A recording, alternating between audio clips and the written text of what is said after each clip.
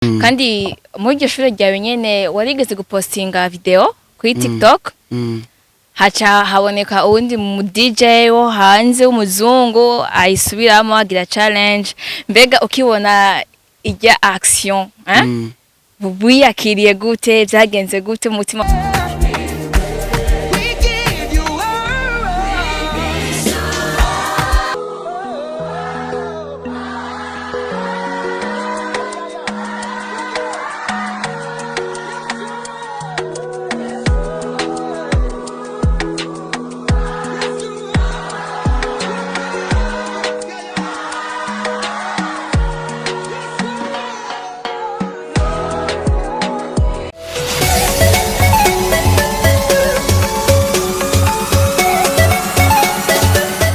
Hello bakunzi ba Akejo Media ndiza ko muri hose mugoye neza mukomeye naje muko mu bibonde mizinza cyane ni Keza Fleur ya Audrey mukunda cyane uno munsi turafise ikiganiro ciza cyane ni ikiganiro gishasha citwa Burundi Gospel Star Search Burundi Gospel Star Search ni ikiganiro ciza dukora n'abaririmbyi beza bariko barakora mu buryo budasanzwe bwiyaguye vraiment ndiza ko muza kunezerwa uno munsi rero twaje kuri La Beauté du Paysage Ubizi neza? Sawa cyane.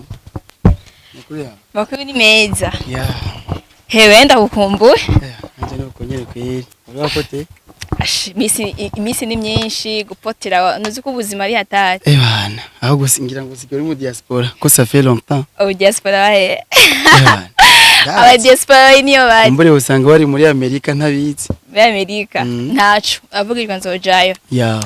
Nongeye kuba ikaze kandi kuri Akejo Media nongera mani kaze umutumire wacu mwiza cyane umuririmbyi abikora neza habanagenda bamenyeshe yuko behind the camera ndi kumwe na Justniro Pro umukameraman mwiza cyane reka nsabe umutumire wacu ashobore kwidondora yongera naramutse abakunzi ba Akejo Media kaze ku mazina yanjye nitwa Fiston Smith Ndikumana nkabasanzwe ndi umuririmbyi ego wow nkaba ndabaramugije kandi Uri muririmbyi eske vuze umuririmbyi umo mu ruhande ndirimba gospel ni Fiston arubatse bimeze gute aya ndacyari umusore yego None kusa n'abantu ba papa niyo nzira niyo tuja None Fiston mu bundi buzima a part yuko ari umuririmbyi nko wabivuze Fiston ninde Ya part yo kuririmba sanzwe nkora ubuzi butandukanye hariho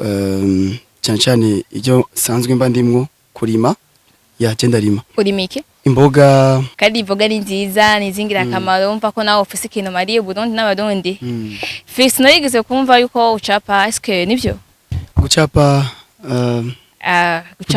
desina ya Wow, yo bari ingabire canke ni talent bega iyo umuntu avuze ingabire na don na talent je bintu bi difference gute don na talent nivuga ko don ni ikintu umuntu yoba avukana talent naco ni ikintu umuntu ashobora ku exploiter kikaba donc nka bimwe mu bintu abafise Fiston byarigeze kuvugwa yuko ucapa eske ivyo bintu byo bari ivyo ko bidakunze kugaragara bimeze gute ya nivyo kura ko nakuze kuva kera cyane nkiri muto ngira ngo mwifise nka 12 ans ou bien 10 ans naracapa cyane gose wow yeah ndumva mu Burundi turafise abaririmbyi bakora n'ubundi buzi butandukanye niyo mpamvu gumutera imbere uguba yeah Fiston nike kintu mu buzima bwawe canke ngaha kwisi kiguha umunezero gikunezereza kimwe gishitse canke ubonye ucamva umenga uri satisfied Ebana nta kindi atari kuririmba vraiment. Kuririmba. Ese tukuririmbira Imana. Biraryoshe cyane kandi birangyohera. Kuririmba. Yeah.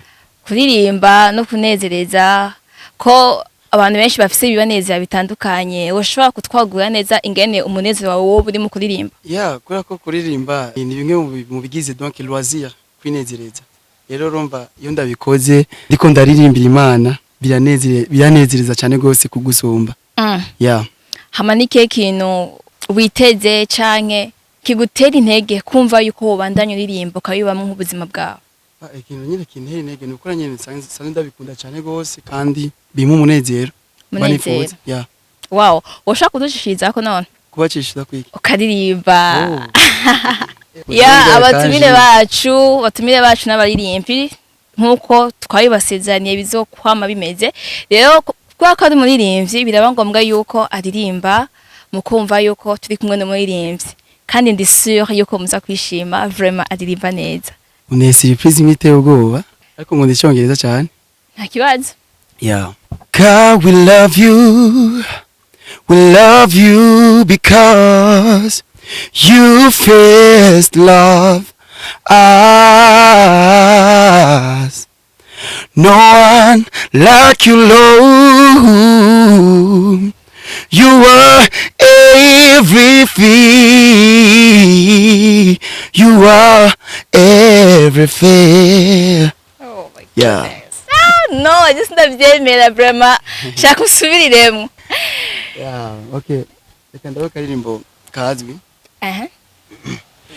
You are good father. It's who you are. It's who you are. It's who you are, and I'm loved by you. It's who I am. It's who I am. It's who I am. Oh. Fiston Yeah. gute uririmba uko eske mu Burundi turafise abantu baririmba nka wewe Barahari ni benshi. vyaje gute bimeze gute Ya novuga yuko ni ibintu navuze nakuze nkunda kuva kera nakunda kuririmba nkiri muto cyane rero nkabandanya ndabikora abantu bantera intege cyane cyane muri foyer muhira muri eglise cyane naho nyene barantera intege bigatuma ndushiza kubikunda cyane kubera ko benshi barambwira ko bahezagirwa n'uburyo ndirimbamwo bigatuma nyine nanjye nkomeze ndabikora. okay wabitanguye kera nka ryari nabitanguye kera nko muri mu mwaka wa 2009 2009 uko cyo gihe nibuka ko nari mfise 10 ans niho nabikora icyo gihe nari muri chorale ya Sunday school narabikora kandi nkabikora ndabikunze rero abantu bakagenda babimbwira. wari ushigikiwe nta ntambamye wahura nazo canke wahuye nazo mu ico gihe intambamye sinoreka guhura nazo na cyane cyane umuntu afise talent canke afise vision ntabura guhura n'ibintu bitandukanye bimuca intege ariko nk'ibintu navuga byantera intege nuko numva abantu bambwira urazi kuririmba urashoboye kuririmba kandi hamwe ubandanye ubikora byo kugeza ahandi hantu byo kongereka kuko ndirimba no muzi ko nahora ndirimba kera ego umuntu aza aragira impinduka uko ibintu biba biri uno munsi ejo siko biba biri none Fiston uri kuraraba amatanguriro yawe naho ugeze ubu niki kintu bivugako cyangwa ubona byifashe gute navuga ko hari ikintu kinini cyahindutse kubera ko ndavye mu myaka hafi nka yose maze ndabitanguye nivuga yuko ibintu byagiye birahinduka uno munsi nivuga yuko ndavye ku mbuga ku bantu bankurikirana cyane cyane ku mbuga nkunze gukoresha ariyo TikTok na Instagram ndashaka kubona abantu babikunda nkabona ama feedback y'abantu bigaheza nyine bikanyereka yuko hariyo intandukaniro rya kare n'ubu. wamenye gute ko abantu bakurikirana byagenze gute ni action yo yarabaye ikagutera kumva yuko abantu bari kwakwikana ibikorwa byawe uranabibona urashaka kubona aba followers bagufollowinga ukabona bati abantu ni benshi vraiment hari ikintu bakurikira kurumva ikindi naco urashaka kubona n'ama feedback y'ama comments ama reaction abantu bakwandikira ama message bakubwira ati bana biriya bintu mukora biriya bintu ukora biranezera cyane gose bya mu munezero kandi biramezagira cyane c'est ça rero iyo niyo niko novuga namenye yuko ibi bintu canke uburyo ndirimbamwo ari ubufasha ku bantu batandukanye na cyane cyane ko ndabifashwa na mwemu yera tubanze tumwe kwanza rero turabiri kandi twagize Alessandre wow urandaba basiremo kandi tu me regardes ego ndakuraje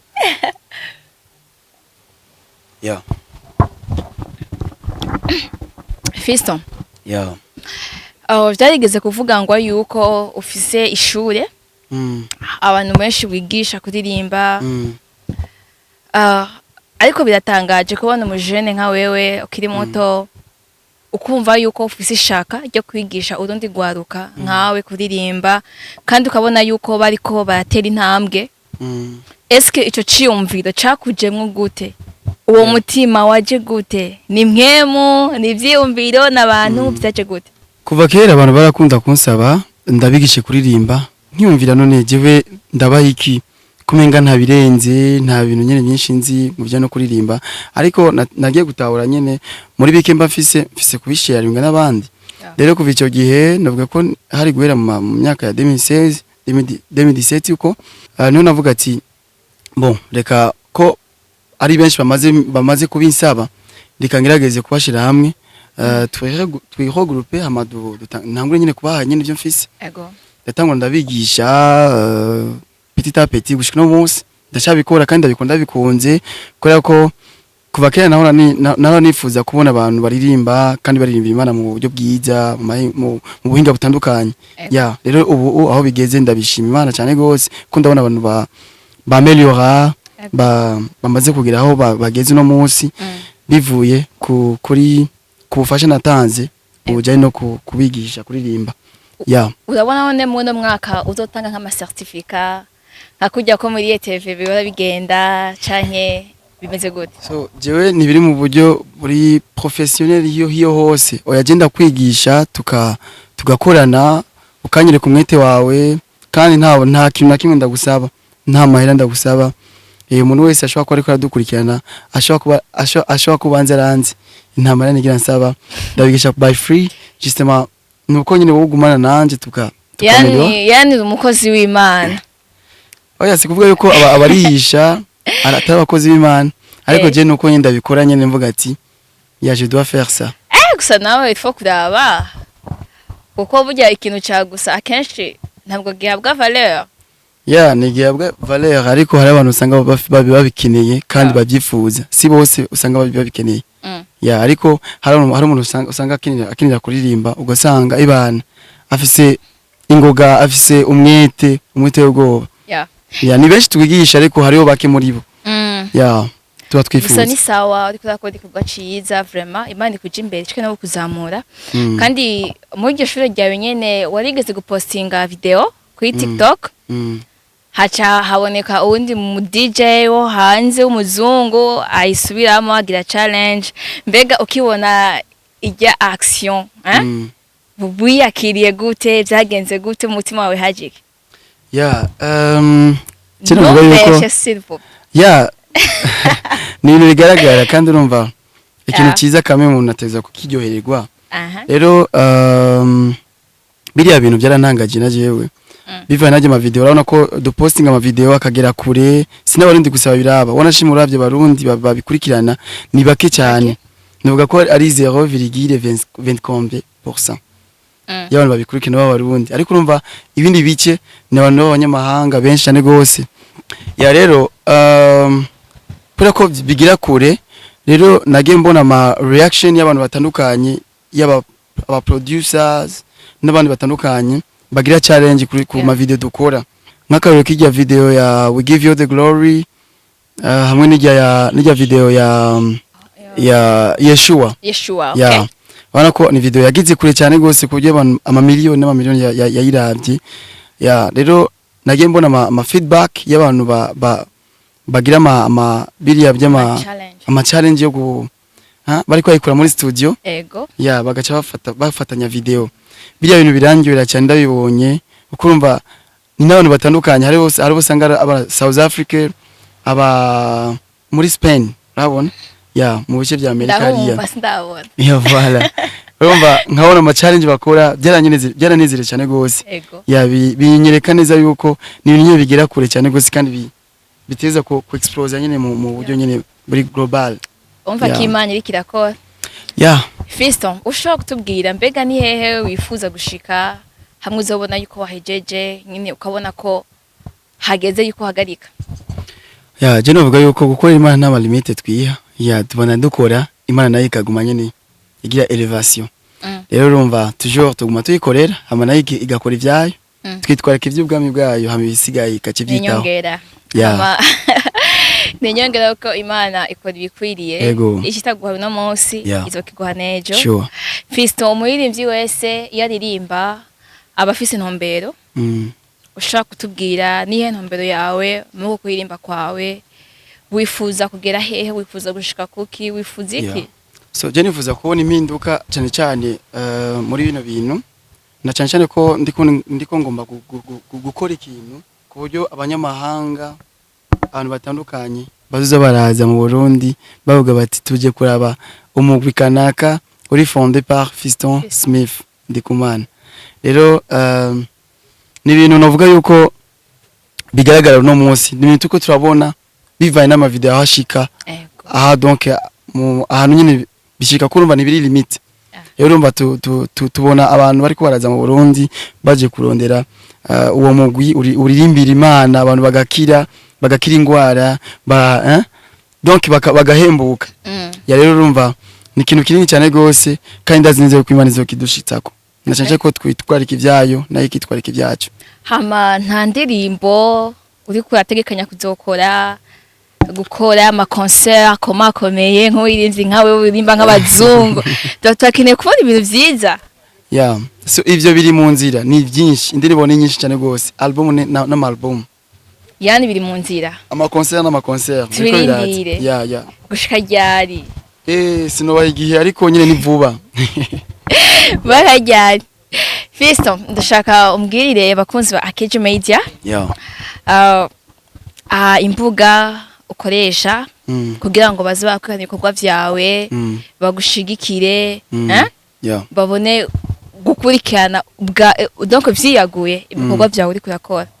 Yeah, imbuga nkoresha cyane cyane ni kubabwira yeah imbuga nkoresha ni TikTok, Instagram na YouTube aussi na Facebook. Aho hose ndi kwizina rya Fiston Smith cyangwa Fiston Smith Ndikumana cyumbona. Akoze cyane amana bifuza kwiga kuririmba bagusange hehe bigende gute? Toujours on est kuri ETS mu Kamenge samedi 6h du matin gushika 8h du matin nyene. Mugukeneye inbox. Yeah, toujours on est DMA muri Instagram cyane. Ugukeneye muhure. Duhure. Muhure muyage ko birashika. Ni telefone gusa. Yeah. Fiston reka ndagushimire cyane kubwo mwanya. Ndizera yuko canke ndibaza yuko wadufise byinshi wari kujamwo. Ariko ubitanze uraza kugira ngo tuyagishe n'abakunzi ba Akejo Media abashobore kubona ibikorwa vyawe bumva ivyo ukora bumva ivyo urimwo bashobore gusupportinga bashobore gukora ico bakoze kugira ngo nawe bigire ico bigufashije. Nego ndagusabe rero first ugire ico ubwiye abakunzi ba Akejo Media. Ndazi ko cyo bari ikintu ciza cyane kimeze neza kazi nanje nkuko muheje kumushimira ndaje ndabashimiye kuba mwashoboye kumpa umwanya tukayaga kuko nta kintu kiryoshe nko kuyaga kandi ndabikunda cyane gose. Rero nk'ikintu nobwira abakunzi ba Akejo Media ni nuko umuntu wese afise ingabire atagomba kwicara. Ahubwo iyo ngabire ufise ishobora kuba ari ubutunzi bwawe bw'ejo no ku bantu bakwegereye no ku gihugu si no ku gihugu gusa no ku isi nzima. Rero reka gutsindwa n'ubwoba ahubwo haguruka ukayangane kuko umuco ukurasi kandi ufise icyo ugomba guha isi. Umutumire wacu afise amajambo meza abifurije byiza gusa ndizera ko mwavyakiriye ndizera yuko mugiye kubikora neza cyane ndizera yuko mugiye kugira ibihe byiza mugiye kugira intege mugiye kuba umuco nko yabifurije. Ariko imbere ko turangiza akaja mukanyuma kuri Fiston canke akabazo kamwe Fiston wiyumvise gute kuba uri kuri Akejo Media ku nshuro ya mbere? N'umunezero mwutagabanije ndanezero cyane. Woshobora kubingaragariza? Kubikugaragariza ndaryohewe kose. Wow,